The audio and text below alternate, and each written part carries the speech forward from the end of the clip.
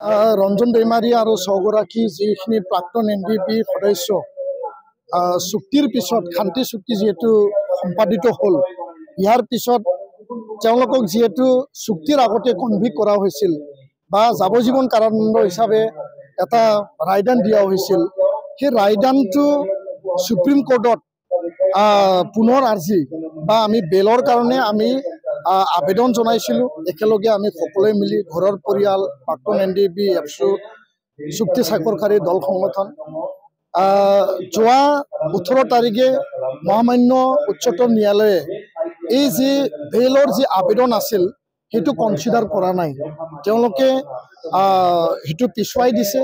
পুনৰ আকৌ 2025ত ইয়াৰ কাৰণে শুনানি গ্ৰহণ কৰিম বুলি তেওঁলোকে কৈছে।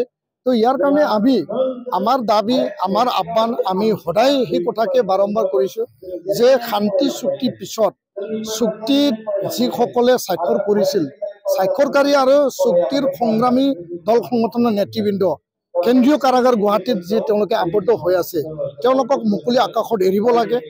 আইনী প্ৰক্ৰিয়া, জুডিচিয়েল মেটাৰ যি আছে এইটো সময় সাপেক্ষে ইয়াৰ এটা সমাধানৰ সূত্ৰ চৰকাৰে ওলাব লাগে। আৰু কেন্দ্ৰীয় চৰকাৰ, ৰাজ্য চৰকাৰ, গৃহমন্ত্ৰী ডাঙৰীয়াকো আমি কৈছোঁ, অসমৰ মুখ্যমন্ত্ৰী ডাঙৰীয়াকো কৈছোঁ যে অতি শীঘ্ৰে NIA কোৰ্ট, CBI কোৰ্ট, কেন্দ্ৰীয় কাৰাগাৰত থকা ৰঞ্জন দৈমাৰী সহ আন 60-70 গৰাকী যিসকল আছে, আপোনালোকে সকলোকে মুকলি আকাশত এৰি দিব লাগে। যিহেতু আলফা শান্তি চুক্তি হ'ল, তেওঁলোকৰ কোনো কেডাৰ এতিয়া জেলত নাই। আদিবাসী আৰু চাওতাল চুক্তি হ'ল, তেওঁলোকৰ কোনো কেডাৰ জেলত নাই। আৰু লগতে ডিমাচা কাৰ্বি চুক্তি হ'ল, তেওঁলোকৰ কোনো কেডাৰ জেলত নাই। সেইকাৰণে শান্তি যিহেতু চুক্তি হ'ল, শান্তি এতিয়া বিৰাজমান। আৰু ইয়াৰ কাৰণে মই আহ্বান জনাইছোঁ কেন্দ্ৰীয় আৰু ৰাজ্য চৰকাৰক যে তেওঁলোকক মুকলি আকাশত এৰি দিব লাগে। তেওঁলোকে ৰাষ্ট্ৰ আৰু দেশৰ কাৰণে বা ৰাজ্যৰ কাৰণে কোনো তেনেকুৱা বেআইনী কাৰ্যকলাপ তেওঁলোকে আৰু নকৰে, কাৰণ চুক্তিত সকলোৱে আবদ্ধ হৈছে। অস্ত্ৰ তেওঁলোকে অলৰেডি জমা দিলে, এনেকুৱা হিংসাৰ যি এটা পন্থা আছিল সেইটো তেওঁলোকে অলৰেডি এৰিলে।